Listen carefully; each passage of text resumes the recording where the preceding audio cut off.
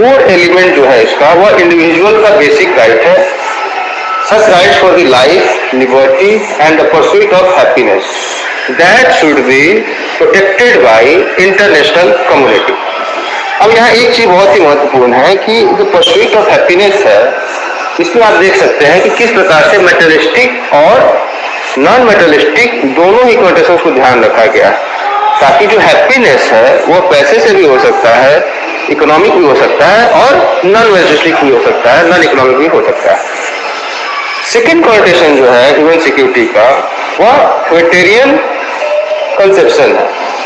Human security refers international actions to abolish weapons that harm civilian and non-combatant to genocide and to punish war crime by strengthening international law। अब अगर हम इसको ध्यान से देखें तो मानवतावादी जो अवधारणा है ह्यूमन सिक्योरिटी की, वह यह मांग करता है कि अंतर्राष्ट्रीय कार्रवाई हो वार क्राइम्स के खिलाफ, युद्ध में जो लोग हैं और जो सिविलियन हो, जो युद्ध से बाहर हैं, उनको किस तरीके से संरक्षित किया जाए, प्रोटेक्ट किया जाए। साथ ही साथ आपस में अगर एक कोऑपरेट करके अंतर्राष्ट्रीय विधि को, अंतर्राष्ट्रीय कानून को और अधिक मजबूत बनाने की बात। Third, the broader conception of human security, it included economic, political, environment and other threats of human and individual wellbeing. जो इसकी एक विस्तृत अवधारणा है, जो एक इसकी एक और भी बहुआयामी अवधारणा है, जो कि इसको और विस्तृत करती है, विस्तारित करती है, उसमें आप देख सकते हैं कि किस तरीके से मानव सुरक्षा की अवधारणा आर्थिक, राजनैतिक और पर्यावरण से संबंधित जो थ्रेट्स हैं, जो असुरक्षा है, उसको भी अपने अवधारणा में सम्मिलित कर लेता है। तो इस तरीके से हम देख सकते हैं कि जो मानवीय सुरक्षा की अवधारणा है उससे संबंधित तीन अलग अलग दृष्टिकोण हैं, जिसमें एक नेशनल राइट्स या रूल ऑफ लॉ की अवधारणा है, दूसरा ह्यूमैनिटेरियन कंसेप्शन की अवधारणा है और तीसरा इसका एक ब्रॉडर पर्सपेक्टिव है। तो इस तरीके से हम ह्यूमन सिक्योरिटी को देखने का प्रयास कर सकते हैं। बट अगर हम सुरक्षा की या मानवीय सुरक्षा की अवधारणा को और अच्छे से देखने की कोशिश करें और इसे समझने की कोशिश करें, तो हमें एक प्रश्न का जवाब देना होता है कि सिक्योरिटी फ्रॉम होम, आखिर सुरक्षा किसके लिए, किसे। तो आप देख सकते हैं कि सिक्योरिटी फ्रॉम होम में एक अवधारणा है जिसमें हम स्टेट्स को देख रहे हैं, दूसरी अवधारणा जो है उसमें सोसाइटीज़, ग्रुप्स एंड इंडिविजुअल्स की बात की जाती है। Further it is also divided in military and military, non military और बोथ। तो प्रारंभिक दौर जो है जिसमें हम सुरक्षा की अवधारणा को देखने की कोशिश करते हैं, that is military in nature, और इसमें नेशनल सिक्योरिटी की बात। कन्वेंशनल रियलिस्ट अप्रोच जो है वह सुरक्षा को इसी तरीके से देखने की कोशिश करता है, लेकिन बाद में यह फिर से रीडिफाइन होता है, और जब यह रीडिफाइन होता है तो इन्वायरमेंटल और जो इकोनॉमिक सिक्योरिटीज़ हैं उनको इसमें शामिल किया जाता है, जिसे कोऑपरेटिव और कॉम्प्रिहेंसिव सिक्योरिटी की अवधारणा दी जाती है। It is also non military और बोथ। बट 1945 के बाद जब आप देख सकते हैं कि कैसे कोल्ड वार इमर्ज करता है, तो उसके बाद से या उसके बाद हम कहें कि कोल्ड वार इरा जब समाप्त होता है, तो ये जो रीडिफाइन सिक्योरिटी है यह चेंज होने के बाद इंटर स्टेट सिक्योरिटी में पूरा का पूरा जो कोल्ड वार का रिजीम है उसमें आप इंटर स्टेट सिक्योरिटी को बहुत आसानी से देख सकते हैं, फाइंड आउट कर सकते हैं, जैसे सिविल वार, इथनिक कन्फ्लिक्ट, ये सारी चीज़ें। और उसमें हम बहुत ही आसानी से ये देख सकते हैं कि उसमें जो प्रोटेक्शन है, उसमें जो सिक्योरिटी है वो इंडिविजुअल्स की है, ग्रुप्स की है, सोसाइटीज़ की है। 1990s onwards the concept of security is पूरी तरीके से आप कह सकते हैं कि स्टेट से शिफ्ट करके इंडिविजुअल के पक्ष में चला जाता है और उसको नाम दिया जाता है ह्यूमन सिक्योरिटी का। इसमें आप देख सकते हैं इन्वायरमेंटल, इकोनॉमिक थ्रेट है, सर्वाइवल ऑफ द सोसाइटीज़ है, इसके अलावा आप पॉलिटिकल, कम्युनिटी, हेल्थ, सारे डायमेंशंस को इसमें इनकॉर्पोरेट किया जाता है। नेक्स्ट, अगर आप स्लाइड को बड़ा करना चाहेंगे तो बड़ा हो जाएगा ताकि आपको आसानी से दिखाई दे सके। मेरी आवाज़ आ रही है? Yes sir. ओके। बिल्कुल सर। हाँ, तो इस डायग्राम को अगर हम थोड़ा एनालाइज करने की कोशिश करें तो हम पूरी तरीके से ये समझने में सक्षम हो पाते हैं कि आखिर मानवीय सुरक्षा की जो अवधारणा है, ह्यूमन सिक्योरिटी की जो अवधारणा है, वह किन सब चीज़ों से, किन तत्वों से मिलके बना है। तो आप देख सकते हैं कि सबसे लेफ्ट में स्ट्रेटजीज में प्रोटेक्शन और एम्पावरमेंट की बात कही जाती है, और इसके अलावा पूरा का पूरा जो ह्यूमन सिक्योरिटी है वह तीन तरीके की स्वतंत्रताओं पे, तीन तरीके की जो फ्रीडम है उन पे अवलंबित। Freedom from fear, freedom from want, freedom from indignity. तो फ्रीडम फ्रॉम फियर क्या है? This is basically conflict, violence, crime. जब ये सारी चीज़ें होती हैं तो एक इंडिविजुअल जो है उसकी फियर की कंडीशन होती है। तो take them out from such kind of phenomena and try to establish peace, ताकि यह जो एक भय का वातावरण है उससे आप मुक्त हो सकें, उससे आप स्वतंत्र हो सकें। The second one is freedom from want. Poverty, infections, disease, environmental डिग्रेडेशंस। और कमाल की बात यह है कि आप सारी चीज़ें अपने आसपास देख,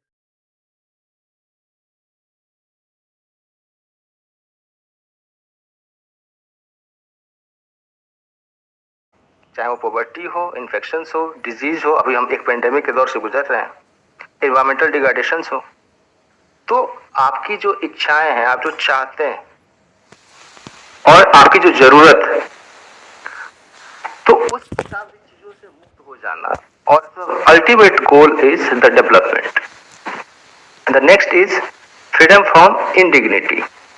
हालांकि freedom from indignity human security में बाद में जोड़ी जाने वाली अवधारणा है, जो अभी हम लोग डिस्कस करेंगे कि ये कैसे बाद में इनकॉर्पोरेट होता है। पहले जब यह एक अवधारणा के रूप में विकसित हो रहा था तो सिर्फ और सिर्फ फ्रीडम फ्रॉम फियर और फ्रीडम फ्रॉम वांट, इन्हीं दो की बात कही जा रही थी। बट फ्रीडम फ्रॉम इंडिग्निटी जो है वो any kind of discrimination and exclusion with any individual और ग्रुप, उसको डिनाई करता है कि इंडिविजुअल का जो लाइफ है उसको डिग्निटी के साथ जीने का अधिकार। The ultimate goal is to protect the human right of the individual.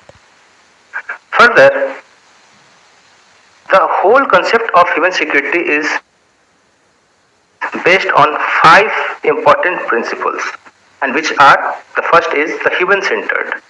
जैसे कि हम लोगों ने पिछले स्लाइड में देखा ये बात कि किस तरीके से सिक्योरिटी के जो डायमेंशंस हैं वो टाइम टू टाइम शिफ्ट होते गए। जो रेफरेंस ऑब्जेक्ट है पहले स्टेट था और अब वो इंडिविजुअल हो गया।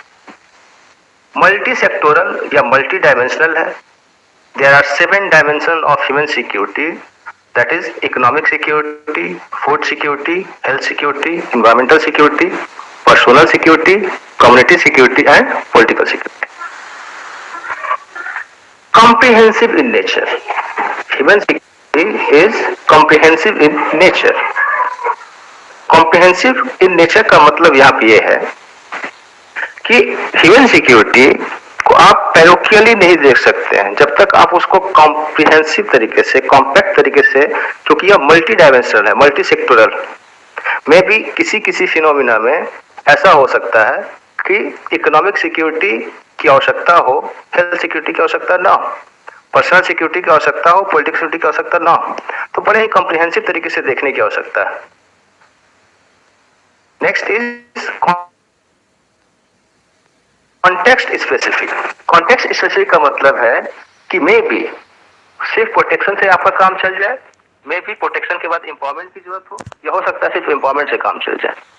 दैट मीन्स जैसे हमने पहले कहा था कि 3 चीजों का ध्यान रखना है इसको समझने के लिए, हमने बताया केस सेंसिटिव, कि ज्योग्राफिकल लोकेशंस में, कंट्री में, स्टेट में, जो भी डोमेन में हम इसको देखेंगे तो बड़ा ही कॉन्टेक्स्ट स्पेसिफिक होगा कि वहां की जो प्रॉब्लम्स है, वहां की जो इनसिक्योरिटीज हैं उनको कैसे देखें, उसको फाइंड आउट करने की बात।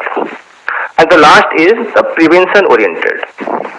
प्रिवेंट करना है any kind of threat, any kind of insecurity, उसको प्रिवेंट करेंगे।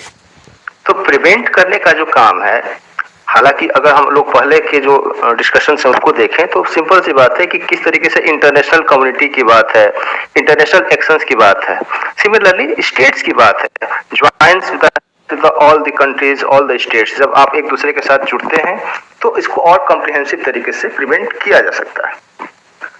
So this is all about the basic of conception about the human security. The next one is the historical context or historical development of the concept, how it is take the phenomena in the academia, कैसे academia में इसको प्रवेश मिलता है, कैसे इस पे बात कही जाने लगी। तो कई सारे मीटिंग्स होते हैं, कई सारे बैठकें हुई जो वहाँ पे लोग मिल लेते हैं, मिलने के बाद इस पे एक डिस्कशन होता है कि एक चीज़ है, इस पे हम ध्यान दे सकते हैं। जैसे क्लब ऑफ रोम 1970 में वर्ल्ड प्रोमेटिक रिपोर्ट प्रकाशित होती है, जिसमें सबसे पहले कि विश्व की जो समस्याएं हैं उनको फाइंड आउट करने की बात कही गई। तो इसमें ये फाइंड आउट हुआ कि विश्व की समस्याएं तो चलिए युद्ध हैं, ये सारी चीज़ें हैं, साथ ही साथ कहीं कहीं पे ये भी है कि कोई सोसाइटीज़ ऐसी है जहाँ पे सिक्योरिटी के बड़े इश्यूज। फिर आगे ब्रांड कमीशन जो कि नॉर्थ एंड साउथ रिपोर्ट के नाम से आता है, उसमें इनइक्वालिटी और जो हैप्पीनेस है, जो प्रॉस्पेरिटी है, जो डिवाइड है नॉर्थ और साउथ का, वो बड़ा ही मैनिफेस्ट तरीके से डिस्कस किया जाता है। उसी तरीके से Stockholm initiative global security governance 1991 और common responsibility in the 90s, इसमें ये बात हुई कि जो ग्लोबल सिक्योरिटी है उसको तभी हम सेटिस्फाई कर सकते हैं, उसको तभी हम एड्रेस कर सकते हैं जब ग्लोबल सिक्योरिटी के लिए हम ग्लोबल गवर्नेंस की बात करते हैं। 1994 में भी यही बात रिपीट होती है आवर ग्लोबल नेबरहुड रिपोर्ट में। Again the world community is more focused on the global governance. But in 1994, Mahbubul Haq, in his writing New Imperatives of the Human Security, यह पुस्तक प्रकाशित होती है महबूबुल हक की, और इस पुस्तक में सबसे पहली बार, मतलब मैं कहूँ कि अगर ह्यूमन सिक्योरिटी टर्म को डिफाइन करने की भी कोशिश की गई, साथ ही साथ एकेडमिक फील्ड में इसको इंट्रेंस मिलता है। उसके बाद उसी साल 1994 में यूनाइटेड नेशंस डेवलपमेंट रिपोर्ट आती है, उसमें चैप्टर 4 पूरी तरीके से डेवलप्ड है ह्यूमन सिक्योरिटी के ऊपर, जो हम लोग आगे अभी डिस्कस करेंगे। सो 1994 ह्यूमन डेवलपमेंट रिपोर्ट ने कैसे डिफाइन किया है, ये बड़ा ही रोचक है जानना, क्योंकि जो कॉम्प्रिहेंसिव कैरेक्टर है वो इस डिफिनेशन में दिखाई देता है। In 1994, Human Development Report, the whole chapter of devoted, जैसा कि हमने कहा था, new dimension of human security, कैसे उन्होंने देखा इसको। A child who did not die, a disease that did not spread, a job that was not cut, an ethnic tension that did not exploded in violence, a dissident who was not silenced. तो अगर हम इस पे बड़े ही ध्यान से देखें तो हम ये जरूर देख पाते हैं कि कितना कॉम्प्रिहेंसिव तरीके से इन्होंने इस सारी चीज़ों को देखने की कोशिश की। अगर आप आगे देखें तो जो कंपोनेंट्स हैं इसके, interdependent, based upon preventive rather than the reactionary measures, and intrinsically people centered. Further defining human security as safety from such chronic threats as hunger, disease, and repression, and protection from sudden and hurtful disruption in the pattern of daily life. खैर, अगर आप इसके developments में और आगे जाते हैं तो 2001 में commission for the human security establish की गई, और इस कमीशन के जो चेयरपर्सन थे, जिन्होंने इसको चेयर किया था, वो थे ओगाटा और अमर्त्य सेन। अमर्त्य सेन या ओगाटा का नाम का मतलब सिर्फ और सिर्फ यहाँ पे ये है ताकि आप इस बात को अच्छे से समझ सकें कि ह्यूमन सिक्योरिटी का जो कनोटेशन है, जो कंसेप्ट है, वो कितना वाइड है, और इस पर काम करने के लिए कितने बड़े बड़े इंटेलेक्चुअल्स को इसमें शामिल किया गया ताकि हम उसका असेसमेंट कर सके कि हम सही दिशा में जा रहे हैं कि नहीं जा रहे। तो इन दोनों ने जो अपने रिपोर्ट सबमिट की, उसमें आप देख सकते हैं, mobilise, support and promote greater understanding of human security. तो फर्स्ट, क्यों? क्योंकि 1994 से अगर कोई कंसेप्ट डेवलप हो रहा तो स्वाभाविक सी बात है कि उसकी यात्रा भी बहुत लंबी नहीं। अगर हम उसको साल में निकाल के देखें तो 27-28 साल होते हैं। तो यह देखना 1994 से लेकर 2001 के बीच में कि ह्यूमन सिक्योरिटी का जो कंसेप्ट है वो किस दिशा में जा रहा है, तो उन्होंने ये रियलाइज़ किया कि और मोबिलाइज़ करना है, सपोर्ट को प्रमोट करना है, ताकि इसके प्रति जो अंडरस्टैंडिंग है, उसको और डेवलप किया जा सके। Develop further the concept as an operational tool, most important thing कि इस कंसेप्ट को डेवलप किया जा रहा है as operational tool public policy में। किस तरीके से हम इसको अप्लाई कर सकते हैं, किस तरीके से जो हम इनसिक्योरिटीज उसको मिनिमाइज कर सकते हैं, and outline a concrete action plan for its implementation. ये बड़ा महत्वपूर्ण हो जाता है। Outline a concrete action plan, that means first found out the existing insecurities, then what are the plans, कैसे हम उसको वो करें, और उसके बाद हम उसको इस तरीके से इम्प्लीमेंट करें कि जो आपका पॉलिसी इम्प्लीकेशन हो वो सक्सीड करे। Now if this is the third segment of the presentation, the dimensions of human security, it is vast enough। ये अपने आप में बहुत ही ब्रॉड है, क्योंकि 7 अलग अलग डायमेंशंस हैं ह्यूमन सिक्योरिटी के: economic, health, community, personal, environmental, food and political security. लेकिन अगर हम सिर्फ और सिर्फ इतनी बात कह लें कि भाई इकोनॉमिक सिक्योरिटी, पॉलिटिकल सिक्योरिटी, तो हम पूरी तरीके से इस बात को नहीं समझ पाते हैं कि आखिर इकोनॉमिक सिक्योरिटी में किन सारी चीज़ों को हम देखें। यानी कि जो मानवीय सुरक्षा की अवधारणा है और उसके ये जो आयाम हैं, उन आयामों को किस प्रकार समझा जाए, उन आयामों को हम कैसे चिन्हित करें, और उन आयामों को हम फर्दर किस तरीके से अपने पॉलिसी डॉक्यूमेंटेशंस में ला सकते हैं। The next slide is the answer of prior diagram. Economic security, for example, access to a secure income, employment, fair pay and condition, housing services। अगर हम सिर्फ इस डेफिनेशन को, जो कि यूएनडीपी का बल्कि बहुत ही व्यापक परिभाषीकरण किया है मानवीय सुरक्षा का, और डेली लाइफ तक को उसमें शामिल करते हुए उसकी प्रतिष्ठा को, डिग्निटी को भी उसके साथ जोड़ दिया गया, जो कि जापानी कंसेप्शन है इसका। वही अगर हम कनाडियन गवर्नमेंट के अप्रोच को देखते हैं, तो बड़ा ही आश्चर्य की बात है कि जो फॉर्मर फॉरेन मिनिस्टर हैं उसके, लॉयड एक्सवर्थी, उन्होंने इस पर बहुत ही लाउडली काम किया। और कमाल की बात है कि जब भी हम फॉरेन मिनिस्ट्री की बात करते हैं, विदेश नीति की बात करते हैं, तो आज भी जो विदेश नीति है, आप देख सकते हैं कि बहुत सारे कंटेम्प्रेरी डिबेट्स हैं कि फॉरेन पॉलिसी में चलिए सॉफ्ट पॉलिटिक्स को भी इनकॉर्पोरेट करते हैं। Now some scholars talk about the gendered foreign policy. तो क्या फॉरेन पॉलिसी में इस तरीके के ड्रिफ्ट को, इस तरीके के शिफ्ट को स्वीकार किया जा सकता है? बट कनाडा ने ऐसा करके दिखाया। Human security that distinguishes freedom from fear and want while acknowledging their distinctiveness and mutual interdependence। इन दोनों में अंतर तो है according to foreign minister of the Canada at the time, but ये दोनों ही एक दूसरे के साथ इस तरीके से अटैच हैं कि एक को एक दूसरे के साथ हम आइसोलेट नहीं कर सकते। Similarly this case is going to more sophisticated way, और एक कोशिश की गई, एक अटेम्प्ट हुआ कि ह्यूमन सिक्योरिटी एजेंडा को लेके एक संस्थानीकरण किया जाए, इंस्टीट्यूशनलाइज किया जाए, और उसी का परिणाम हुआ कि एक ह्यूमन सिक्योरिटी नेटवर्क सामने आता है। और इस ह्यूमन सिक्योरिटी नेटवर्क में आप देख सकते हैं कि कनाडा और नॉर्वे के बीच में 1998 में, साथ ही साथ 13 other countries and 1 observer later join the initiative. एक इनिशिएटिव शुरू होती है जिसे हम ह्यूमन सिक्योरिटी नेटवर्क का नाम देते हैं, जिसमें कनाडा, नॉर्वे, इसके अलावा 13 अन्य देश भी हैं जिन्होंने इसको साइन आउट किया। This intergovernmental forum was created so as to advance and embedded further the human security agenda within global governance, with the end goal of creating a more human world free from fear and want, and where people can fully develop their human potential।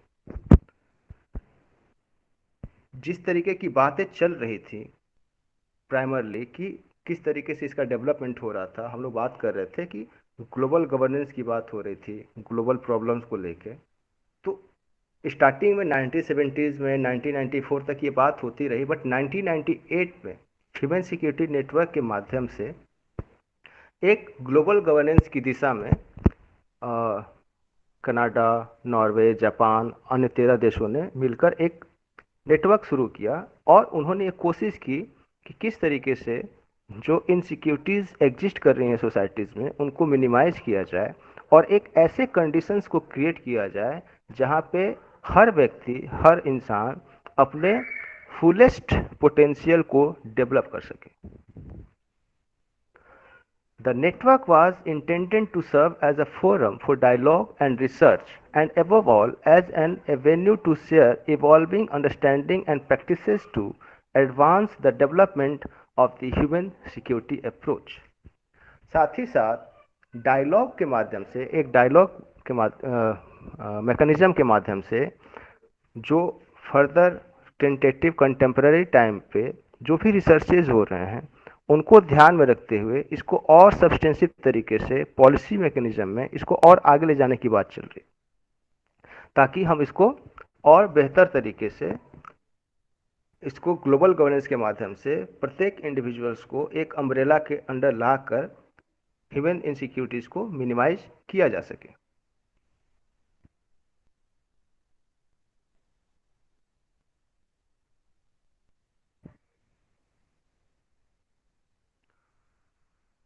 Okay, if it in Indian policy, particularly in this pandemic, so what? That को Indian policy mechanism में भी adopt किए होते या कर ले तो क्या यह जो पर्टिकुलर टाइम पे या जो कंटेम्प्रेरी टाइम पे हम जिस पेंडेमिक में जी रहे हैं, जिस तरीके के इनसिक्योरिटीज़ में जी रहे हैं, जिस तरीके के फियर में हम जी रहे हैं, क्या हम इसको ट्रांसेंड कर पाते? पहला सवाल तो ये उठता है हमारे जहन में। क्या हमारी पब्लिक पॉलिसी में ऐसे तत्व नहीं हैं जो किसी न किसी सिक्योरिटी को, किसी न किसी इनसिक्योरिटी को एड्रेस करते हैं? उदाहरण के तौर पर अगर हम एमजी नरेगा की बात कर लें तो मुझे लगता है कि एमजी नरेगा बिल्कुल इकोनॉमिक इनसिक्योरिटीज़ को एड्रेस करने की कोशिश करता है कहीं ना कहीं। पीडीएस सिस्टम हमारा है जो फूड गेन्स की बात करते हैं, तो ये बहुत सारी चीज़ें हैं। बट अगर हम मेडिकल इश्यूज़ पे देखते हैं, हेल्थ इश्यूज़ पे देखते हैं, जो क्राइसिस ड्राइवन सिचुएशन है अभी इस पेंडेमिक में, तो कहीं ना कहीं मुझे ये लगता है कि ह्यूमन सिक्योरिटी का जो कंडीशन है वो हमारे लिए बड़ा हेल्पफुल होता है। Lastly I will quote Upendra Bakshi, Indian Express में 12 मई के विशेषांक में उन्होंने एक बात लिखी थी, countries must choose humanitarian policy over the business as usual profit making of the patent regimes. यहाँ पे जो पेटेंट रिजीम्स की बात हुई थी और जो as usual profit making policy की बात थी, इसमें एक डिबेट निकल के आया कि क्या एक इंडिविजुअल को हम फ्री वैक्सीन या हेल्थ में सारी चीज़ें दे सकते हैं या हम पेटेंट के जो राइट्स हैं उनके बीच में चलते रहें। खैर ये आने वाले समय में और डिस्कोर्स का मसला हो सकता है। So this is all about the small presentation regarding the human security concept and application. Now I welcome the questions and observations from your side.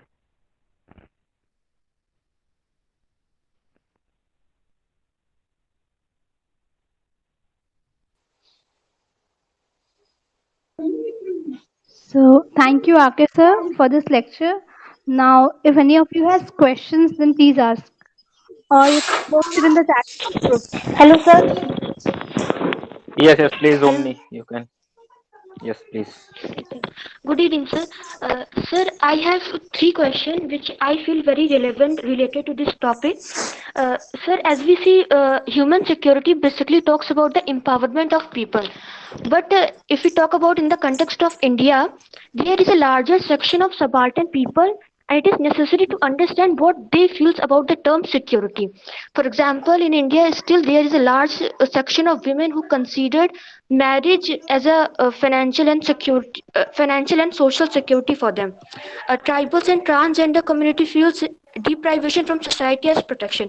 So it is not necessary to shift our focus to create a state of consciousness among the people so that they can understand what actually the meaning of security is. Otherwise, this concept will always remain in dormant phase. And the second question is, in case of Israel and Palestine, for past many years, they are facing humanitarian crisis. And recently, it is in news also. For their civilian, the world is become most dangerous.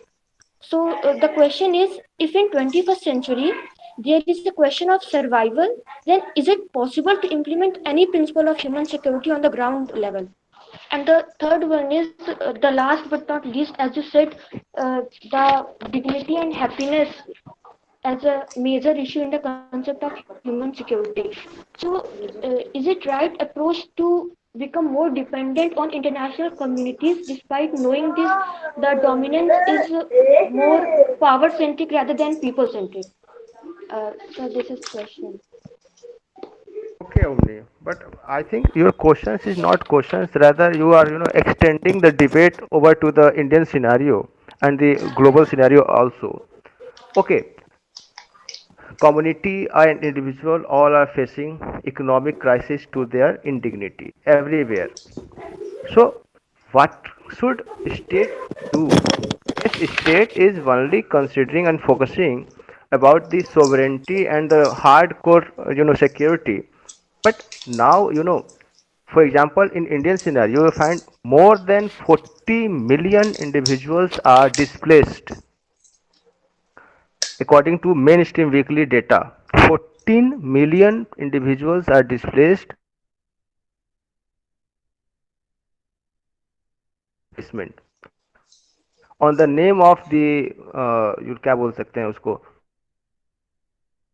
बांध के नाम पे एक developmental project के नाम पे अगर एक देश में 14 मिलियन लोग डिस्प्लेस्ड होते हैं तो यह किस प्रकार का डेवलपमेंट है या किस तरीके की चीज़ें हैं तो इंडिविजुअल को सिक्योर करना अगर प्रायोरिटी है तो ऑब्वियस सी बात है मेरे हिसाब से कि ह्यूमन सिक्योरिटी मैकेनिज्म को फॉलो अप करना ही चाहिए दूसरा आपने जो बात करी कि जो फिलिस्तीन और इसराइल का है तो आपने देखा होगा कि जब हम बात कर रहे थे इसके हिस्टोरिकल कॉन्टेक्स्ट या डेवलपमेंट की तो आपने देखा होगा कि ग्लोबल गवर्नेंस की बात बार बार आ रही थी और अभी अच्छी बात यह है कि ग्लोबल गवर्नेंस के नाम पे आपके पास यूएनओ है तो एक तो यूएनओ का रोल बहुत इंपॉर्टेंट हो जाता है फिलिस्तीन और इसराइल के मसले पे साथ ही साथ जो भी पीसफुल कंट्रीज हैं या जो पीस को प्रमोट करना चाहते हैं उन्हें भी आगे आके इस क्राइसिस को रोकना है क्योंकि देखिए अगर कहीं भी वार होगा तो हारने वाला इंसान सिर्फ और सिर्फ एक इंडिविजुअल होता है जो उस एरिना में है ना सिर्फ उस एरिना में है बल्कि उसका इम्पैक्ट ग्लोबल होगा इंडिविजुअल्स की इकोनॉमी से लेके डिग्निटी से लेके क्योंकि सारी चीज़ें इंटर रिलेटेड हैं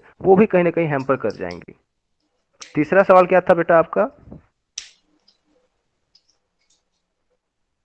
ओमनी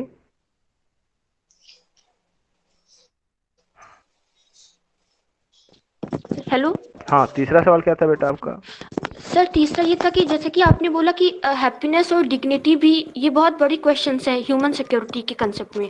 तो क्या ऐसा अप्रोच रखना सही होगा बार बार कि हम इंटरनेशनल कम्युनिटी पर ही इतना रिलाई क्यों करें, जबकि जो इंटरनेशनल कम्युनिटी का डोमिनेंस है वो पावर सेंट्रिक है rather than people centric.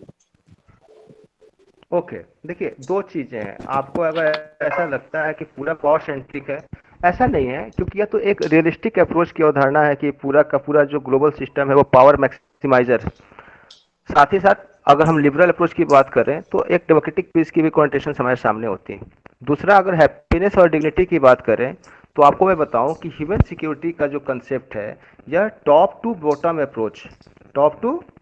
Approach है जो कि ऊपर से नीचे की ओर आता है दूसरा यूनाइटेड नेशंस ने इससे पहले अगर आप पूरे एक ट्राइजेक्टरीज को देखें तो सबसे पहले basic needs then human development नहीं then human right then human development then human security और आज का टाइम पे अगर आप यूएनओ के रिपोर्ट्स को देखें या यूएनओ का थिंक टैंक देखें तो दे are talking about human well being now the development itself shifted to the human well being, कि अगर डेवलपमेंट अगर इंडिविजुअल के हैप्पीनेस को, उसकी डिग्निटी को प्रोटेक्ट नहीं करता है, तो no need of such kind of development, we are focusing on the human well being.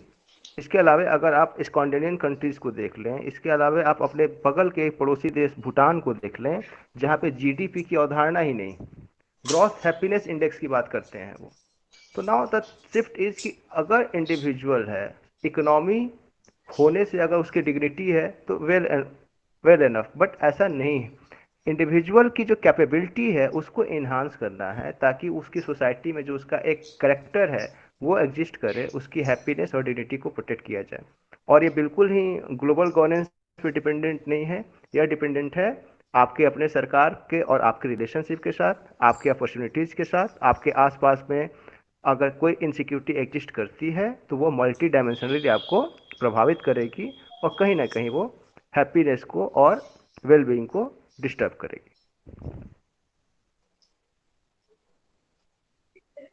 Yes. Sir, I have a question. Yes, yes, Mohit. Sir, my question is that actually I have two questions. First one is that um, how fair is it to compare different countries, given that these countries of the northern region of the planet are much rich in resources and have been historically rich, and have much less population in terms of like number of people, have strong GDPs. So the goals they set and the problems that third world countries and developing countries have are totally upside down. These are totally, they are as dissimilar as something can be. So how fair is it to for these countries to have similar goals? These two different like slots of countries to have similar goals. First question. And second question is that key human security is a relatively new concept, as you mentioned.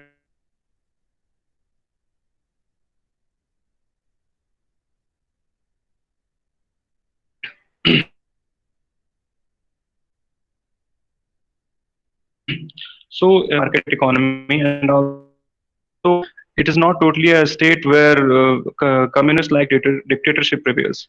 Communist regimes like dictatorship prevails. So it is a state which takes care of its citizens as and when it is needed, and also gives enough freedom and liberty for individual enterprises. So how human security is different from the concept of welfare state, and what it adds new to the old concept of welfare state? Thank you, sir. Okay. See, first of all, the divide of north and south. Okay, in my first argument, the first is context specificness or the case sensitive, case related things. अगर हम north की बात करते हैं, okay, अच्छी बात है कि नॉर्थ में पॉपुलेशन कम है, रिसोर्सेज अधिक हैं, बट अगर आप साउथ की भी बात करें तो दे are majority of the examples, for example Japan, Japan is the party of the human security network. और जापान का उदाहरण इसलिए बड़ा इंपॉर्टेंट हो जाता है कि उसने जो चीज़ें झेली हैं शायद इतिहास में किसी ने नहीं झेली। मुझे ये बताने की जरूरत नहीं है कि हिरोशिमा और नागासाकी में क्या हुआ था, और फिर किस तरीके से जो जापान, अब हम कहें कि नहीं नहीं उनका तो नेशनल कैरेक्टर अलग, तो ऐसा कह के क्या हम ये मान लें कि इंडिया का कैरेक्टर ऐसा है कि हम कभी भी वेलफेयर या ह्यूमन सिक्योरिटी के दिशा में काम ही नहीं कर सकते? सेकेंड थिंग, ह्यूमन सिक्योरिटी जो है ये नहीं कहता है कि आपको ऐसा करना है। इट माइट बी यूजफुल अगर हम इसको इम्परेटिव के रूप में देखें, अपनी पब्लिक पॉलिसी के डोमेन में देखें, तो कहीं ना कहीं इसके जो रिजल्ट होंगे वो वेलफेयर को प्रमोट करने वाले होंगे। दूसरी बात कि जो वेलफेयर की बात कर रहे हैं कि भाई वेलफेयर स्टेट का कंसेप्ट था, तो अगर वेलफेयर स्टेट का कंसेप्ट था ही तो क्या डेवलपमेंट उसके बाद नहीं होना था? क्या उसके बाद हम प्रगति नहीं करेंगे? अगर वेलफेयर है तो कहीं ना कहीं लैक ऑफ गवर्नेंस है, कहीं ना कहीं उसका जो रिच है उसमें प्रॉब्लम है, कहीं ना कहीं डिस्क्रिमिनेशन है, कहीं ना कहीं एक्सक्लूजन है, इनजस्टिस है, जो उस वेलफेयर के मोटिव्स हैं, उस वेलफेयर के जो डिलीवरेंस हैं, उसको कहीं ना कहीं प्रॉब्लमेटिक करते हैं। हमने शुरू में कहा था कि डायनेमिक नेचर है इसका। डायनेमिक नेचर का मतलब ये है कि, और डायनेमिक नेचर ना सिर्फ इसका है बल्कि पूरे के पूरे ह्यूमन बीइंग का है, पूरे के पूरे जो एकेडमिया है उसका भी है। जैसे अभी हमने बताया ओमनी को कि कैसे बेसिक नीड्स, फिर उसके बाद ह्यूमन राइट, फिर ह्यूमन डेवलपमेंट, फिर ह्यूमन सिक्योरिटी, और now we are talking about the human well being. तो एड ऑन इसमें सिर्फ और सिर्फ इतना है कि वेलफेयर स्टेट में हम ये कहते हैं कि स्टेट की रिस्पॉन्सिबिलिटी है इंडिविजुअल करना, बट 1990s ऑनवर्ड्स आप देख रहे हैं कि स्टेट जो है डिटोरिएट कर रहा है अपने इस फंक्शन से। अब वो अपने इस फंक्शंस को अ, अपनी इच्छा से तो करने के पक्ष में बिल्कुल ही नहीं।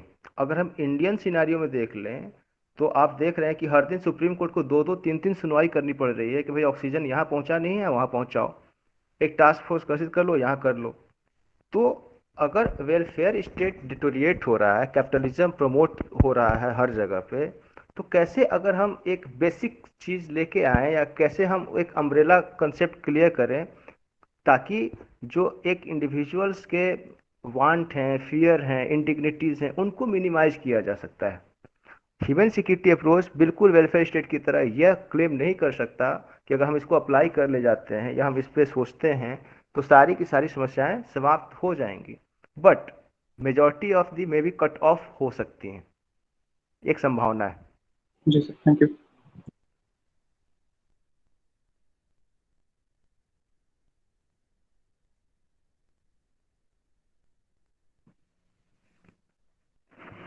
भैया एक मेरा सवाल था। जी बताइए। हेलो। हाँ भाई बताओ। मैं भारतीय संदर्भ में पूछना चाह रहा हूँ कि भारत का जो डेमोग्राफिक वो है, तो उसमें हमारे पास रूरल पॉपुलेशन अप्रॉक्सीमेट 65% है और 35% अर्बन पॉपुलेशन है। और अभी कुछ समय पहले अजीम प्रेमजी यूनिवर्सिटी की एक स्टडी आई है कि अभी जो पैंडेमिक की वजह से, कोरोना की वजह से जो माइग्रेशन हुआ है या जो भी स्थितियां उत्पन्न हुई हैं और इकोनॉमिक क्राइसिस जो आया है, उसका असर फूड सिक्योरिटी और इकोनॉमिक सिक्योरिटी के संदर्भ में रूरल एरियाज पे के संदर्भों में तो करीब आधा है, और क्या कहते हैं कुछ अन्य परेशानियों के संदर्भ में भी है। तो मैं पूछना ये चाह रहा हूँ कि क्या भारतीय संदर्भ में, जहाँ की अर्बन और रूरल पॉपुलेशन में इतना डिवाइड है, तो क्या इसको रूरल और अर्बन के नज़रिए से सोशल सिक्योरिटी को हम डील कर सकते हैं? आपने कुछ पॉलिसी मेकिंग और इम्प्लीमेंटेशन की बात की, मनरेगा और अन्य उसकी, तो क्या इसको इस संदर्भ में डील किया जा सकता है? बिल्कुल किया जा सकता भी है और किया जाना चाहिए भी, क्योंकि हमने शुरू में ही कहा कि ये कॉन्टेक्स्ट स्पेसिफिक है अब है। क्योंकि अगर हम रूरल एरियाज की कंडीशंस को देखें तो अर्बन एरियाज की तुलना में बिल्कुल डिफरेंट काइंड ऑफ, कहते हैं ना भारत और इंडिया में बड़ा अंतर। तो उसी तरीके से जो रूरल इंडिया है और जो अर्बन इंडिया है, उन दोनों की जो प्रॉब्लम्स हैं, उन दोनों की जो इनसिक्योरिटीज़ हैं, वो अलग अलग। उदाहरण के तौर पे बहुत छोटा उदाहरण दे रहे हैं, अगर आप मीडिया के इम्पैक्ट को देखें, या अगर आप इसको देखें, सोशल मीडिया के इम्पैक्ट को देखें, तो आपको क्या लगता है कि अगर उसके एडवर्स सिचुएशंस हम देखें तो आप कहाँ पाते हैं? अर्बन एरियाज में ज़्यादा पाते हैं या रूरल एरिया में ज़्यादा पाते हैं? ऑब्वियस सी बात है कि जहाँ अवेलेबिलिटी ज़्यादा होगी इसकी, उसका इम्पैक्ट ज़्यादा होगा। माइग्रेशन या रिवर्स माइग्रेशन, इससे रूरल और अर्बन दोनों ही एरिया प्रभावित होते हैं, लेकिन उसका जो इम्पैक्ट है वो कहाँ ज़्यादा हो रहा है? जहाँ तक फूड ग्रेन्स की बात है या फूड सिक्योरिटी की बात है, तो आप उसके लिए मुझे बहुत ज़्यादा बताने की जरूरत नहीं है, आप खुद ही वेल लर्नड हैं, आप देख सकते हैं कि कितना वेस्ट ऑफ फूड ग्रेन्स आपके यहाँ होता है। तो क्या अगर हम गवर्नेंस को इम्प्रूव कर ले तो क्या ये समस्या हमारी समाप्त नहीं हो सकती थी? तो अभी एक्चुअली बहुत छोटा सा लेक्चर था, इसमें बहुत सारे डायमेंशन हैं। तो ह्यूमन सिक्योरिटी में गवर्नेंस, डेमोक्रेटिक वैल्यूज, ये सारी चीज़ें इनकॉर्पोरेट होती हैं। जैसे पॉलिटिकल सिक्योरिटी की जो बात कर रहे हैं हम, उसमें बहुत सारी चीज़ें और इनकॉर्पोरेट हो सकती हैं। और पब्लिक पॉलिसी के लिए ह्यूमन सिक्योरिटी की जो उपादेयता है, जो इसकी यूटिलिटी है, वो सबसे अधिक है। अगर हम ह्यूमन सिक्योरिटी अप्रोच की बात करें तो इसका मैक्सिमम जो यूटिलाइजेशन है वो पब्लिक पॉलिसी में ही हो सकता है। तो रूरल एरिया के लिए, अर्बन एरिया के लिए, अलग ब्लॉक के लिए, दूसरे ब्लॉक के लिए आप बहुत अच्छे से इसको अप्लाई कर सकते हैं। उदाहरण के तौर पे जो मेरा अपना काम है ह्यूमन सिक्योरिटी पे, हमने बिहार और उड़ीसा के गाँव का अध्ययन किया। आपको जान के आश्चर्य होगा कि इन दो राज्यों को ही चुनने के पीछे और गांवों के अध्ययन के पीछे जो वेरिएबल था, जो मोटिव था, वो तेंदुलकर कमेटी की जो रिकमेंडेशन थी वो थी। अगर आप तेंदुलकर कमेटी का जो पॉवर्टी पे रिकमेंडेशन है उसको देखेंगे और उसके डेटा को अगर आप कंपाइल करेंगे तो आप पाएंगे कि बिहार और उड़ीसा के 95% जो रूरल पॉपुलेशन है वो बिलो पॉवर्टी लाइन।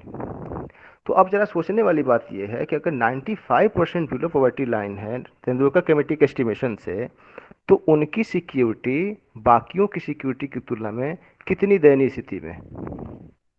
तो अलग अलग क्षेत्र के लिए, अलग अलग जोग्राफिकल लोकेशन के लिए ह्यूमन सिक्योरिटी पॉलिसी को बहुत केस सेंसिटिव हमने इसीलिए कहा था कि अगर आप अध्ययन करना चाहें, ये हम लोग भविष्य में कर भी सकते हैं, कि बिहार और उत्तर प्रदेश के जो विकसित जिले हैं, जो मीडिएटर जिले हैं और जो लिस्ट डेवलप्ड जिले हैं, अगर उनकी स्टडी की जाए तो आपको बहुत ही चौंकाने वाले और बहुत ही अलग तरीके के रिजल्ट सामने आएंगे। तो बिल्कुल किया जा सकता है।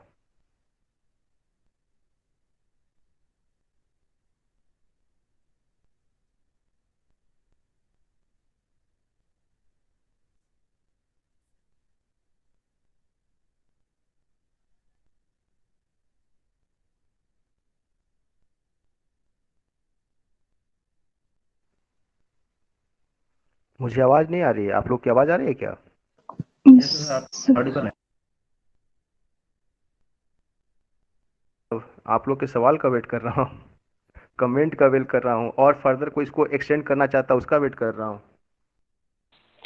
सर, आपने कहा कि 1988 के दौरान कनाडा और जापान ने एक ट्रीटी या फिर एक यूनाइट होकर ये किया था कि वो अपनी सिक्योरिटी साथ में रखेंगे। तो सर, तब से अभी तक में जितना टाइम बीता, सर इंडिया ने इस विषय में क्या किया? सर, मतलब बाउंड्री सिक्योरिटी, जबकि इंडिया के उत्तर में चाइना है जो हर समय इंडिया के पे वॉर करता रहता है, गलवान घाटी और वगैरह वगैरह। इधर से पाकिस्तान है जो कश्मीर को लेना चाहता है, प्लस नागालैंड रणनीति है कि वो अपने को यूनाइट करके रखे और बाहरी देश उसको विच्छेद ना कर पाए, उसकी यूनिटी को। सर, इस विषय में कुछ बताइए। अब इसका आंसर तो बड़ा सिंपल है त्रिषा जी। देखिए, जो आपने बात करी ना एक्सटर्नल और इंटरनल सिक्योरिटी की, तो एक्सटर्नल इंटरनल सिक्योरिटी तो है, दो चीज़ें होती हैं। उसी तरीके से आपको मैं बताऊं कि ट्रेडिशनल और नॉन ट्रेडिशनल सिक्योरिटी भी दो चीज़ें होती हैं। तो जो हमारे नॉर्थ में, हमारे ईस्ट में, हमारे वेस्ट में, हमारे साउथ में जो एक्सटर्नल थ्रेट्स हैं, this is the subject matter of the traditional security. जो सोवरेंटी का इशू है, प्रोटेक्टिंग द बाउंड्रीज हैं, तो उसके लिए India is well enough, the foreign policy बहुत ही अच्छे से हमारे काम कर रही है, उसमें हमें कोई मसला नहीं। जहाँ तक आप नक्सलिज्म की बात कर रही हैं, इंटरनल सिक्योरिटी की बात है ये, तो इसके लिए भी आपको देखना होगा कि नक्सलिज्म को कैसे देखा जा रहा है, नक्सलिज्म के प्रति कैसे रिस्पॉन्सेज रहे हैं आपके। क्या यह एक पब्लिक पॉलिसी फेलियर के रूप में देखते हैं आप? इसे आप स्टेट वायलेंस के रिपरकशन के रूप में देखते हैं? इसे आप अनसेटिस्फाइड इंडिविजुअल्स जो कि टर्न टुवर्ड्स द रेविलियन के रूप में देखते हैं?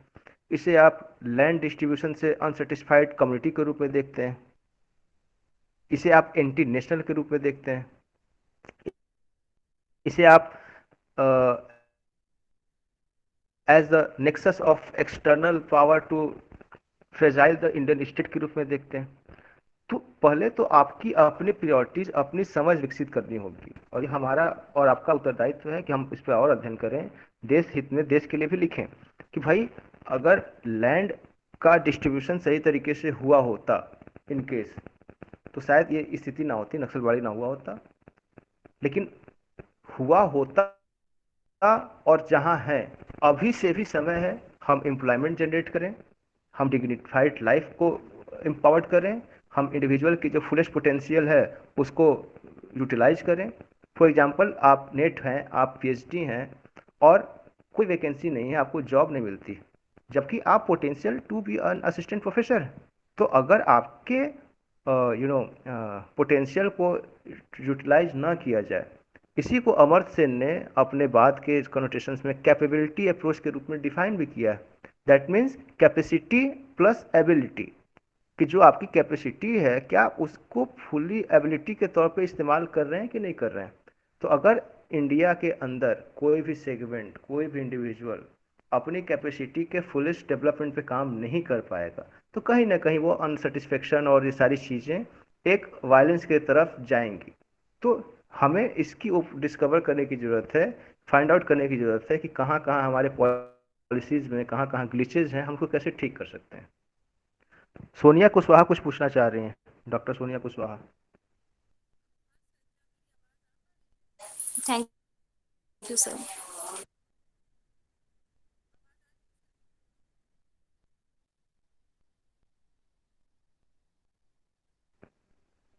शुक्ला जी देखिए, सोनिया मैडम कुछ पूछना चाहती हैं, अगर उनकी आवाज़ नहीं है तो बोलिए चैट बॉक्स में लिखें।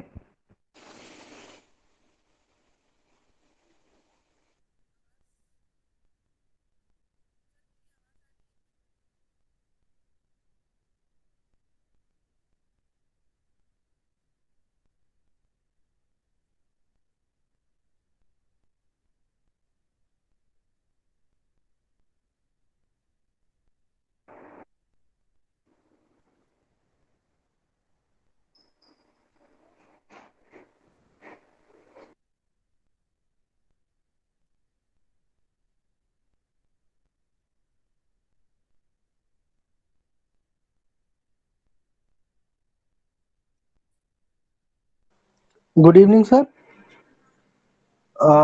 मेरा एक सर एक क्वेश्चन ये है कि सर जो ह्यूमैनिटेरियन क्राइसिस और ह्यूमन सिक्योरिटी का जो रिलेशन है सर, उसमें हमेशा इम्बैलेंस क्यों दिखता है कि वही ह्यूमन सिक्योरिटी के ऊपर ध्यान दिया जाता है जहां पर एक पर्टिकुलर वे में देखा जाए तो उनका फायदा होता है किसी भी देश का। तो सर ये इम्बैलेंस जो है सर, ये कहाँ तक सही है? इनलार्ज कीजिए, आप किस तरीके के इम्बैलेंस की बात कर रहे हैं। सर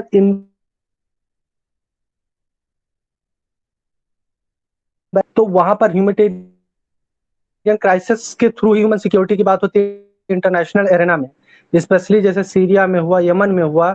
तो सर वहां पर ऑलरेडी मतलब एक तरीके से कहा जाए कि सर जहां दूसरी कंट्री का फायदा होता है वही ह्यूमन सिक्योरिटी का पॉइंट ऑफ व्यू लाया जाता है, इरिस्पेक्टिव ऑफ कि ओवरऑल व्यू में ह्यूमन सिक्योरिटी को लिया जाए, ना कि सर जिस तरीके से लिया जाता है कि मतलब एक प्रॉफिट ओरिएंटेड ह्यूमन सिक्योरिटी की बात होती है। तो सर इस इम्बैलेंस की हम बात कर रहे हैं। ओके, हाँ, बट देखिए अगर ऐसा है तो मुझे नहीं लगता है कि ये बात बहुत गलत भी है। कुछ मामलों में आपने देखा भी ऐसा कि on the name of humanitarian intervention they are trying to capture the resources of that particular arena. The best example is Arab Spring, color revolutions, and the present great game theories that is applied in the Central Asian region. But it is not universal fact, ऐसा हर जगह नहीं है।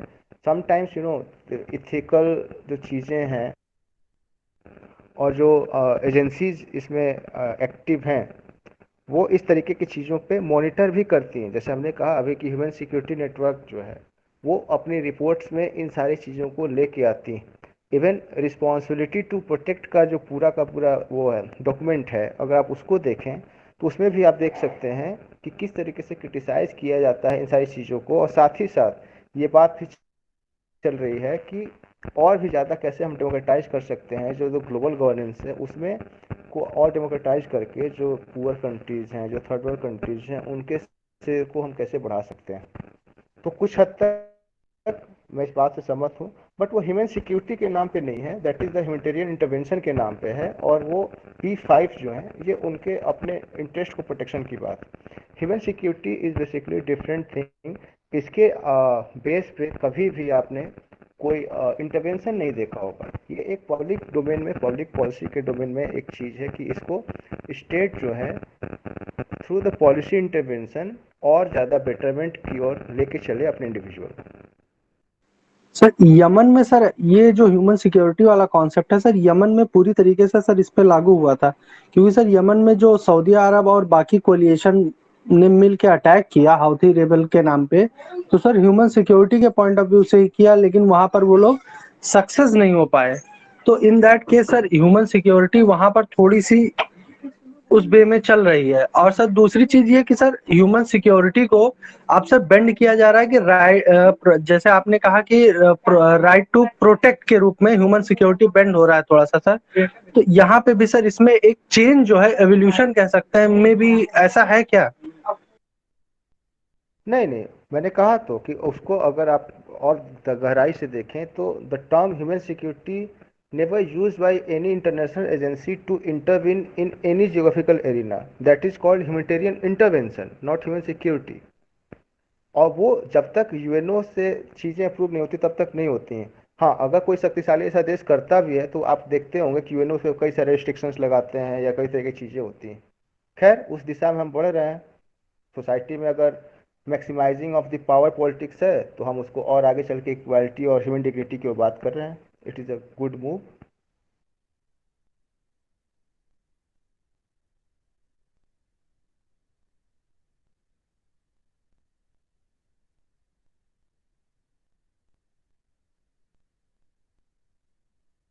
Anyone else want to ask question? Sir, I want to ask one question. Yes, yes, okay please दिमाग। proceed.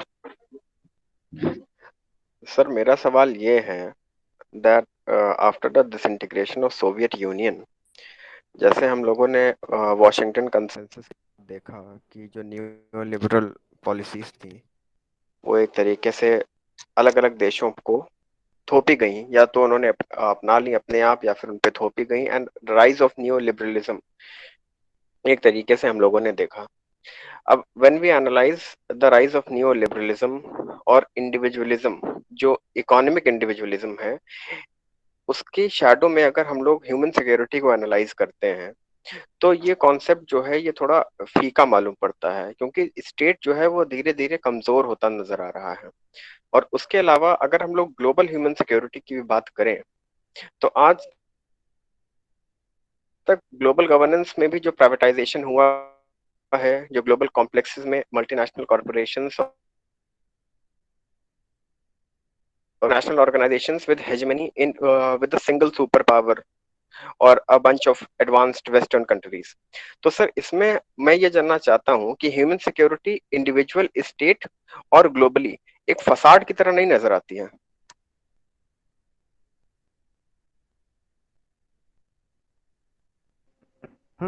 हो गया देवांश? जी sir. Okay okay. देखिए, बड़ा ही इसको आप ध्यान से समझने की आवश्यकता है। यूरोप के देशों में क्या कैपिटलिज्म है? Is obviously yes. Public policy उनके पास भी है। क्या वहाँ के जो इंडिविजुअल्स हैं उनकी डिग्निटी, उनका प्रोटेक्शन, उनका फ्रीडम हमारी तुलना में कमजोर है या अधिक? देखा sir. I think they are in better position from us. तो अगर हम धर्म के आधार पे इस बात को देखें कि कैपिटलिज्म होने से ऐसा हो सकता है, तो मुझे नहीं लगता कि हम इस बहुत ही त्वरित दूरी से पहुंच सकते हैं। डिपेंड करता है कि कैपिटलिज्म के बावजूद आप किस सेगमेंट पे, किन शर्तों पे, कौन सा एरिना है जो उसको आप कहते हैं कि नहीं, this is responsibility of the government. हमारे यहाँ क्या है कि गवर्नमेंट तो है बट गवर्नेंस इज फेल। अभी अभी आपने पिछले 1 सालों में देखा होगा, एक टर्म बड़ा ही मशहूर हुआ, स्टेट एब्सेंटिज्म। जी। तो अगर हम स्टेट एब्सेंटिज्म को अगर चेक करना चाहें तो आप बड़े ही आसानी से देख सकते हैं कि आपके घर की जो कॉलोनी है, क्या उसमें जो लाइट चलती है लाइट, वो स्ट्रीट लाइट। अगर नहीं जलती है दैट मीन स्टेट वहाँ एब्सेंट, लेकिन अगर जलती है तो स्टेट प्रेजेंट। तो कहने का मसला ये है कि this is about the reorientation, कि अभी तक की जो जर्नी है उस जर्नी में हम तो वेलफेयर की बात ही कर रहे हैं, हमारा पूरा का पूरा संविधान भी उसकी दिशा में बात करता है, बट वो सारी चीजें हमने कहाँ रख दी? 12 से 35 में ना रख के हमने 36 से 51 में रख दिया उसे। और 36 से 51 में होने के कारण क्या हुआ कि वो पैरालाइज हो गया, वो डिसफंक्शन हो गया, और हमारे यहाँ जो गवर्नेंस है वह उतना एक्टिवली रोल प्ले नहीं कर पाया। दूसरी बात कि ह्यूमन सिक्योरिटी का जो कंसेप्ट है डेवलप ही हुआ है यूनाइटेड नेशंस से। बट अगर हम यूनाइटेड नेशन की बात करें तो हम ये कर रहे हैं कि भाई वहाँ तो ऑलरेडी डेमोक्रेसी नहीं है, 5 देशों के पास सारा पावर है, तो वो कैसे मतलब किसी की भलाई की बात सोच सकते हैं या सोच सकते हैं। But the propounder of this concept belongs to the Pakistan, Mahbubul Haq. उन्होंने ये रियलाइज़ किया कि भाई देखिए ऐसे कुछ नहीं होने वाला है, लेकिन अगर हम इस तरीके की एक चीज़ को लेके बढ़ते हैं तो कहीं ना कहीं जो सरकारें हैं वह बेहतर चीज़ें कर सकती हैं। उदाहरण के तौर पे आप बहुत आसानी से देख सकते हैं, बांग्लादेश का एक एग्जाम्पल ले लें और आप देखें कि किस तरीके से ह्यूमन डेवलपमेंट इंडेक्स में बांग्लादेश कंटिन्यूसली आपसे बेटर पोजीशनिंग में परफॉर्म कर रहा है। कभी हम उसकी वजहात को देखें, उसके काजेज को अगर हम खंगालने की कोशिश करेंगे तो आप देखेंगे कहीं ना कहीं जो ह्यूमन सिक्योरिटी का जो कनोटेशन है उन्होंने पहले अपना लिया है और उसका रिजल्ट हमसे बेटर कंडीशनिंग में है। ठीक है, डेमोक्रेसी की समस्याएं हैं, गवर्नेंस की समस्याएं हैं, बैलेंस की समस्याएं हैं, लेकिन इतनी समस्याओं के बावजूद वो आपसे बेटर हैं। सिर्फ पॉपुलेशन के आधार पर हम नहीं कह सकते कि हमारे यहाँ पॉपुलेशन अधिक है इसलिए ऐसा प्रॉब्लम। तो कैपिटलिज्म का एक थ्रेट जरूर है, लेकिन उसी कैपिटलिज्म में अगर सिविल सोसाइटी और गवर्नेंस की दिशा में इंडिविजुअल इस डिग्निटी को, अपने कॉन्ट्रिब्यूशंस को समझे या गवर्नमेंट खुद इस तरीके के इनिशिएटिव्स ले, तो मुझे लगता है कि कहीं ना कहीं हम बेहतर कंडीशन में होंगे। उदाहरण के लिए आप इंडिया में भी केरला मॉडल को गुजरात मॉडल के साथ कंपेयर करके देख सकते हैं।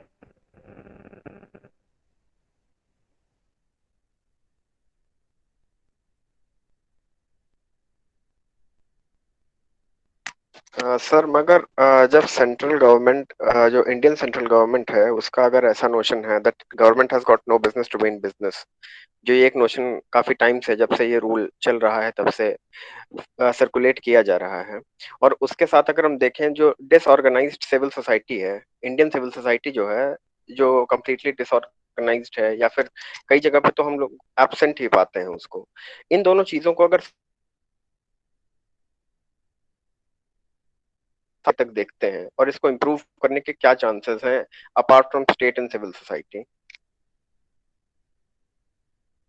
हाँ, हम तो नहीं देख पा रहे हैं, हम तो प्रॉब्लम ही प्रॉब्लम देख रहे हैं। इसीलिए तो हम चाह रहे हैं कि हम इस चीज़ को देखें, हम चाहते हैं कि हम और लोगों को इंडल्ज करें ताकि हम रीओरिएंट करें कि भाई ह्यूमन सिक्योरिटी के नोशंस को अपनाएं, ताकि हम फियर से, वांट से, इंडिग्निटी से मुक्त हों, एक ऐसे सोसाइटी को क्रिएट करें जो सिक्योर फील करे।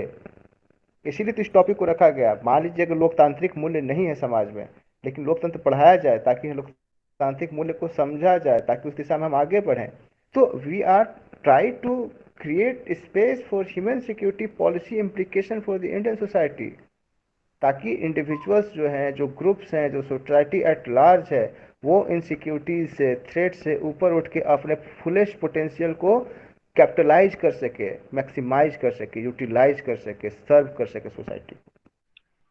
सर वन लास्ट ओके छोटा sir, thank you sir. Sir एक छोटा सा क्वेश्चन है। हाँ मोहित। जी, लाइक बस इतना पूछना था कि ह्यूमन सिक्योरिटी का कॉन्सेप्ट स्टेट को स्ट्रेंथन करता है या स्टेट को वीक करता है? बस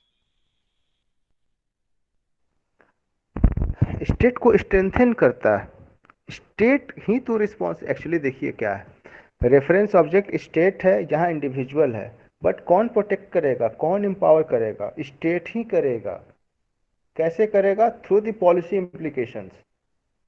और उस पॉलिसी इम्प्लीकेशंस को भी 7 अलग अलग डायमेंशन से बांटा गया है। सर्टेन कुछ एलिमेंट्स दिए गए हैं कि इन सारी चीज़ों पर फोकस तो करना ही करना है, और यह भी जो 7 चीज़ें हैं या उसके जो एलिमेंट्स हैं वो फिक्स नहीं है, वो डायनेमिक है। Time to time, context to context वो चीज़ें वेरी करेंगी, इंक्लूड होंगी चीज़ें। इंक्लूसिवनेस की बात की थी हमने। जी सर, जी थैंक यू सर।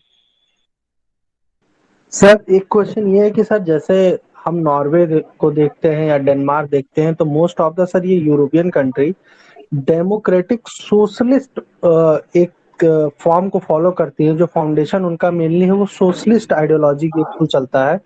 तो इसकी वजह से सर वहाँ का ह्यूमन सिक्योरिटी का जो है वो ज्यादा स्ट्रांग है as compare to other nation. तो सर क्या कैपिटलिस्ट बेहतर है या सोशलिस्ट वे बेहतर है, या डेमोक्रेटिक सोशलिस्ट या डेमोक्रेटिक कैपिटलिस्ट? इस पे सर क्या आपकी राय है? मुझे नहीं लगता कि इसमें कोई आइडियोलॉजी का बहुत बड़ा रोल है। रोल अगर हम सिर्फ ये बात कर लें, डेमोक्रेटिक सोशलिज्म की बात कर लें, तो देखिए आप 1990 तक तो आप भी कागज़ पे ही सही सोशलिस्ट ही रहे हैं, और तमाम ऐसे प्रावधान है जो लगता है कि हम समाजवादी रहे हैं या हमारे यहाँ उस तरीके की अवधारणा रही। आइडियोलॉजी का इसमें बहुत बड़ा रोल नहीं है। इसमें रोल ये है कि जो नज़रिया है, जो अप्रोच है, उस अप्रोच को रीओरिएंट करने की ज़रूरत है, ताकि जो एक ब्रॉडर टर्म में या ब्रॉडर एस्पेक्ट में इंडिविजुअल्स हैं, उनके लाइफ को हम कैसे और अधिक से अधिक सिक्योर कर सकते हैं।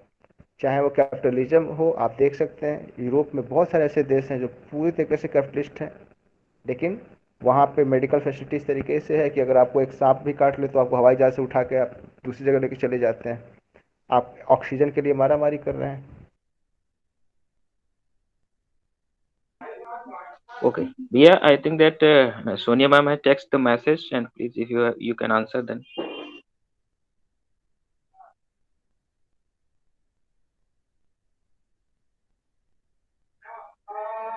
Hello.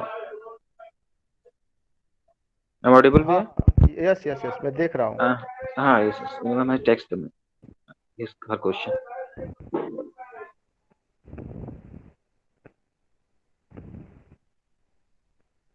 Yes, yes.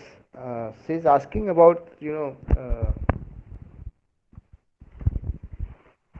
cyber security regarding the data and misuse of the data. Yes. तो इसके लिए भी हमारे यहाँ पॉलिसीज बन रही हैं, कानून बन रहे हैं, बट कहीं ना कहीं ये एक थ्रेट है कि जिस तरीके से बहुत सारे केसेस आए हैं कि उनके पैसे चोरी हो गए, खाते से निकल गए, ये हो गया, वो हो गया। तो डाटा का प्राइवेसी तो है, इंडिविजुअल की प्राइवेसी है। इवन आप व्हाट्सएप का जो पूरा का पूरा डिबेट है, उसको भी देख सकते हैं किस दिशा में वो सारी चीज़ें आगे गई हैं। तो साइबर सिक्योरिटी भी एक तरीके से आपके life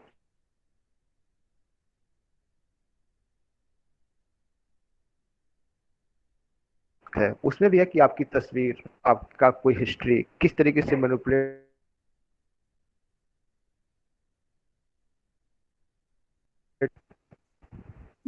Okay. Anybody else who want to ask the question? If you have any question, then you can ask.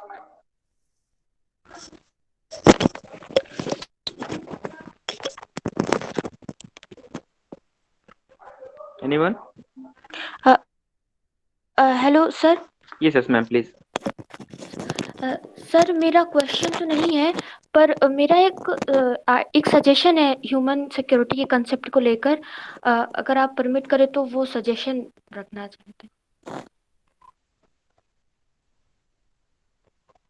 है बेटा, आपको परमिशन है। सर मेरा रिक्वेस्ट भी है कि अगर मेरे अप्रोच में कुछ गलती दिखती है तो सर प्लीज़ करेक्ट।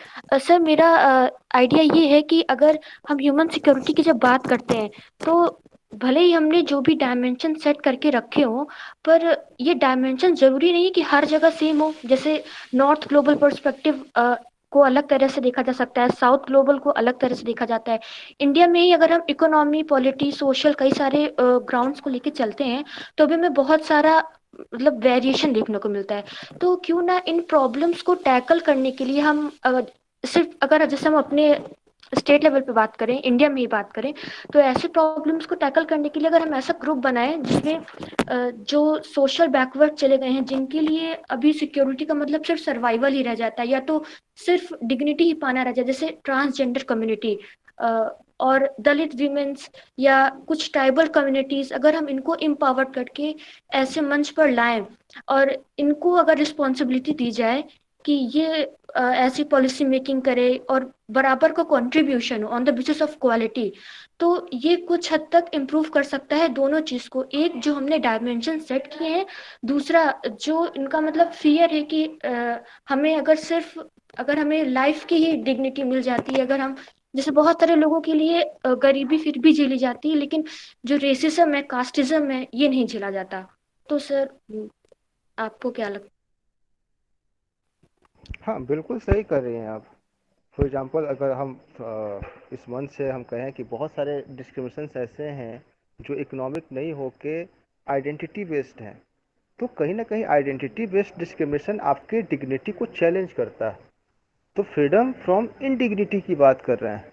तो हमने शुरू में बताया ना कि कॉन्टेक्स्ट स्पेसिफिक है ये चीज़ें, नॉट नेसेसरी कि हमेशा इकोनॉमिक पर्सपेक्टिव में ही चीज़ें हों। फॉर एग्जांपल बहुत सारी इकोनॉमिक पर्सपेक्टिव है आपके पास, बट आपके पास कोई पॉलिटिकल से ही ना हो, और पॉलिटिकल से ना हो तो फिर वही बात हो जाती है जैसे रस्तु ने कहा है कि ना तो आप इंसान है, आप सीधे भगवान हो जाते हैं, या तो फिर आप पशु हैं। तो डिपेंड करता है कि what kind of insecurity facing by the individual, और ये geography to geography, area to area, context to context vary करेंगे। तो आप सही कह रही हैं। Yes, sir. Thank you, sir. Okay. Now, anyone else want to put their question? Anybody? मैं दो बातें करना चाहता हूँ अभी। हाँ भी। पहली बात तो ये है कि हमने एक गूगल फॉर्म डेवलप करके अभी चैट बॉक्स में डाला है, मैं उसे व्हाट्सएप ग्रुप में भी डालूंगा ताकि उसे सभी लोग फिल करें, ताकि इस सर्किल के माध्यम से, इस डिस्कशन के माध्यम से एक 4 पन्ने 5 पन्ने का छोटा सा पेपर सामने आए, तो ये लगे कि हाँ भाई कुछ चीज़ें हो रही हैं और यहीं से निकल के आए। आने वाले समय में और फैकल्टीज भी ऐसा करेंगी। इससे क्या होगा कि हम कंट्रीब्यूट करेंगे, साथ ही साथ जो फीडबैक्स आ रहे हैं, जो बच्चों के सवाल हैं, जो एक्सपर्ट के सवाल हैं, वो उसको और इनलार्ज करेंगे। दूसरा, हमारे मैं अपना एक पेपर भी शेयर करूंगा ताकि आप इसके एप्लीकेशंस को ज़रूर देख सकें कि ह्यूमन सिक्योरिटी के एप्लीकेशन को कैसे एनालाइज किया जा सकता है। और वो जो पेपर है वो स्विट्जरलैंड से पब्लिश हुआ है, international journal of human right और कॉन्स्टिट्यूशनल स्टडीज़ में। तो उसको भी देखने से एक डायमेंशन ज़रूर क्लियर होगा। और तीसरी बात यह है कि हमारे साथ बहुत सारे फैकल्टी मेंबर्स भी हैं जो मुझे लगता है कि कैपेबिलिटी अप्रोच और ह्यूमन सिक्योरिटी या इनसिक्योरिटी को लेके कुछ ना कुछ अपने विचार ज़रूर देने में सक्षम है, चाहे वो अभय हों या दुबे जी हों, और कौन है।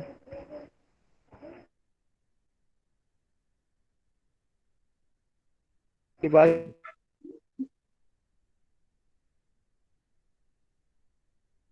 जरूर इसको बेटर करने की कोशिश करूँ। भैया, मेरा एक इस पे एक थोड़ा सा क्वेरी है। क्वेरी क्या है भाई कि हाँ मेरा इनपुट है कि मैं जानना चाहता हूँ आपसे थोड़ा एक्सप्लेनेशन कि जब भी हम ह्यूमन सिक्योरिटी के डायमेंशन पे बात कर रहे होते हैं तो ह्यूमन सिक्योरिटी को जब हम डील कर रहे होते हैं या स्टेट उसको डील कर रहा होता है तो हम वेलफेयर स्टेट के कॉन्सेप्ट को ले आते हैं सेंटर में। ठीक है। अब जब हम वेलफेयर स्टेट के कॉन्सेप्ट को केंद्र में ले आते हैं, इसका मतलब है कि हम जो कॉमन पीपल है उसको कुछ जो है फैसिलिटी या उनको उसको कुछ सेफ गार्ड देने की बात कर रहे हैं। लेकिन एक लिबरल फ्रेमवर्क में या हम तो इसका कह सकते हैं फ्री मार्केट इकोनॉमी के फ्रेमवर्क में अगर हम देखते हैं तो उसका जो सोल्यूशन है तो वो फॉर्मल लेवल पर ही हमें दिखाई देता है, सब्सटैंटिव सॉल्यूशन की तरफ हमको वो नहीं ले जाता है। तो मेरा एक अपनी एक थिंकिंग थोड़ा बहुत हो सकता है मेरी वो थिंकिंग गलत हो, मैं नहीं जानता, हो सकता है सही हो या गलत हो। मुझे ऐसा लगता है कि वो वेलफेयरिज्म का जो कॉन्सेप्ट है वो एक तरीके का हिडन एजेंडा ऑफ एक्सप्लॉयटेशन है उस पूरे कैपिटलिस्ट या लिबरल व्यू का जो हमारे सामने रख रहा है, जो कि सिर्फ एक फॉर्मल लेवल पर हमें सोल्यूशन देने की बात कर रहा है, लेकिन वो हमारी सब्सटैंटिव सोल्यूशन के बारे में कोई डिस्कशन नहीं कर, उसका एजेंडा ही नहीं है वो।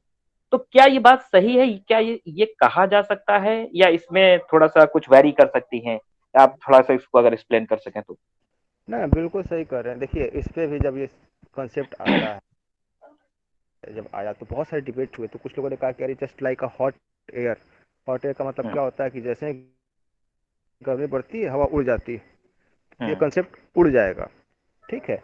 बट प्रॉब्लम ये है कि भाई हम ये कहें कि इनइक्वालिटी जो है एक ऐसी अवधारणा जिसे हम खत्म ही नहीं कर सकते। तो क्या अगर इनइक्वालिटी खत्म नहीं की जा सकती तो हम इक्वालिटी के कंसेप्ट को पढ़ना ही छोड़ दें, या हम उस पर बात ही करना छोड़ दें? हम हमेशा एक बेटर सोसाइटी की तरफ देखना चाहते हैं। उसी तरीके से अगर वेलफेयर मैकेनिज्म कोई स्टेट फुल्ली तरीके से परसू करता है, तो मुझे नहीं लगता कि ह्यूमन डेवलपमेंट की या ह्यूमन सिक्योरिटी की या पेंडेमिक में हमें क्राइसिस की सिचुएशन ही नहीं होती। तो कहीं ना कहीं ये जो नेक्सस है जिसमें वेलफेयर कहीं ना कहीं मिनिमाइज हो गया, और जो एडवांटेज हैं, जो फ्रूट्स हैं, वो in the hands of the few चला जा रहा है, तो एक तरीके से उसके अल्टरनेटिव के रूप में ह्यूमन सिक्योरिटी को देखा जाना चाहिए। कि ठीक है अगर आप वेलफेयर नहीं कर सकते हैं तो these are the 7 dimensions, these are certain elements you must rely on. आप कैपिटलिज्म को प्रमोट कीजिए, ठीक बात है, आप अपनी इकोनॉमी को प्रमोट कीजिए, ठीक बात है, बट ये बेसिक्स हैं, ये मिनिमम है, एटलीस्ट प्रोटेक्ट देम, इतना तो आप करें। Okay, thank you. Anyone else?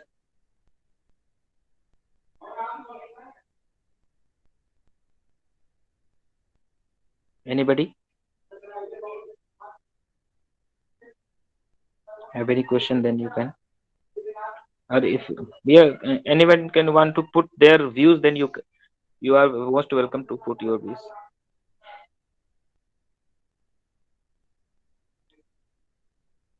Dubey ji, if you, Sushil Dubey.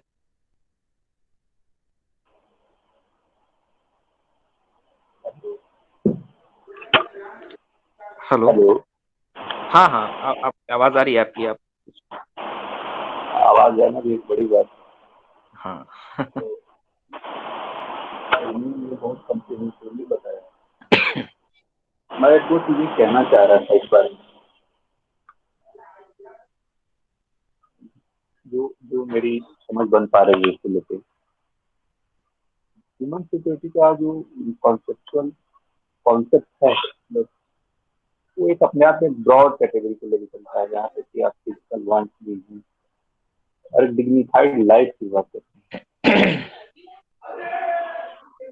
दूसरी चीज मुझे लगती है इस मामले में कि दो चीजें हैं। एक तो एजेंसी का प्रॉब्लम इसमें लग सकता है, और दूसरा रिसोर्स का।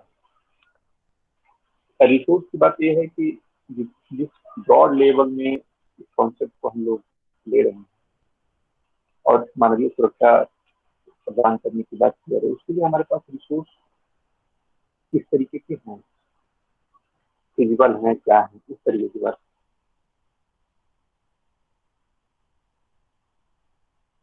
एजेंसी की बात मैं इसलिए कह रहा हूँ कि हम ग्लोबल गवर्नेंस की बात कर रहे हैं, और गवर्नेंस के साथ लाइबिलिटी का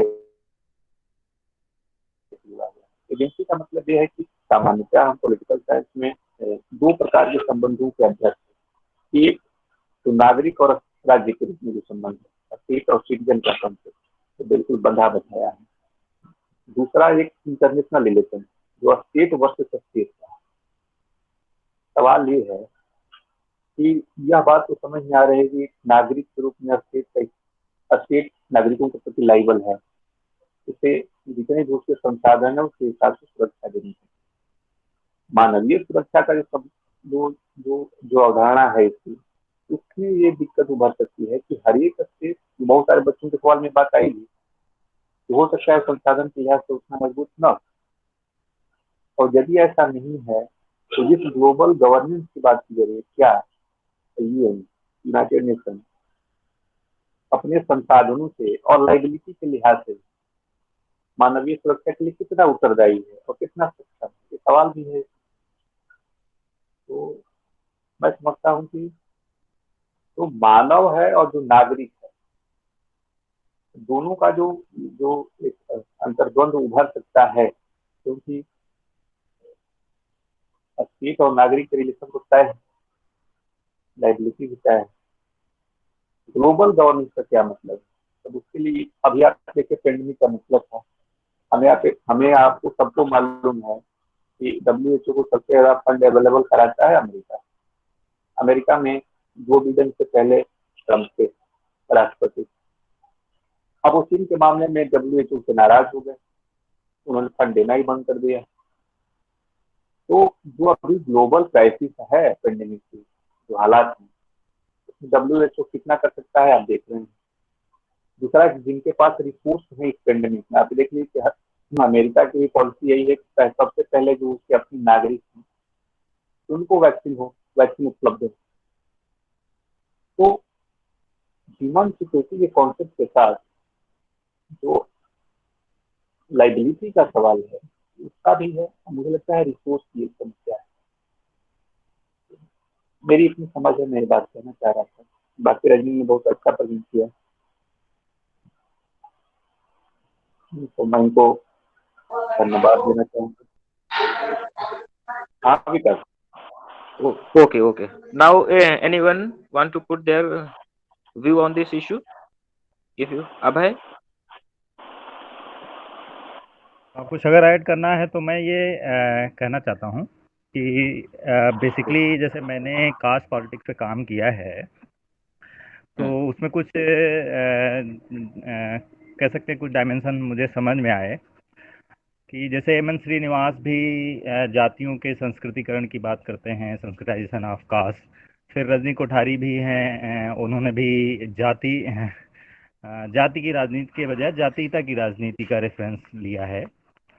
और जो भारत का सोशियो पॉलिटिकल सिनेरियो है, उसमें पॉलिटिकल एम्पावरमेंट जो है बहुत कुछ डिप्राइव्ड सेक्शन को अपने आप डिलीवर कर देता है। तो क्या हम ऐसा कुछ करें या हम क्या कहते हैं पॉलिटिकल इंक्लूजन को और स्ट्रेंथन करने की दिशा में प्रयास करें, जिससे कि हम उन डिप्राइव्ड सेक्शन हैं जनरली जो सोशल इनसिक्योरिटी की स्थिति में है, और हम भारत के संदर्भ में तो खासतौर से यही पाते हैं कि जो सोशली या एक तरीके से जो हमने वर्गीकरण किया है जातियों का, तो उसमें जो लोअर कास्ट हैं या ट्राइब्स हैं वही ज़्यादा इसके शिकार हैं, या इनसिक्योरिटी की स्थिति में वही सबसे ज़्यादा, खासतौर से अगर ट्राइबल की बात की जाए। तो यदि हम पॉलिटिकल इंक्लूजन की तरफ और जाएं तो हम शायद मतलब एक तरीके से स्पीडी रिकवरी कर सकते हैं।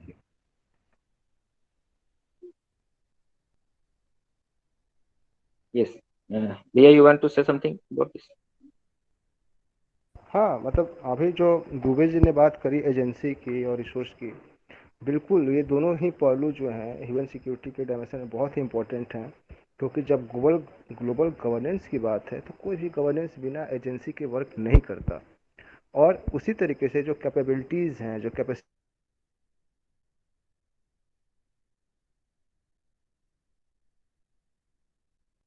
हैं, वो तभी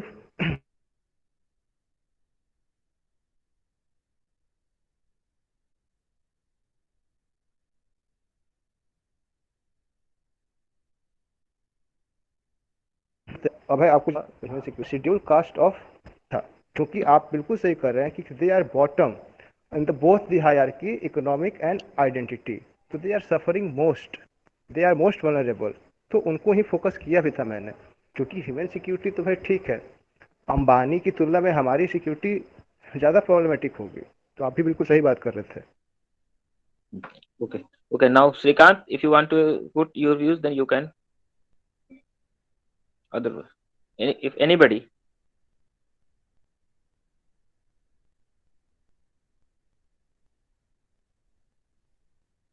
I think that because nobody want to put their views now.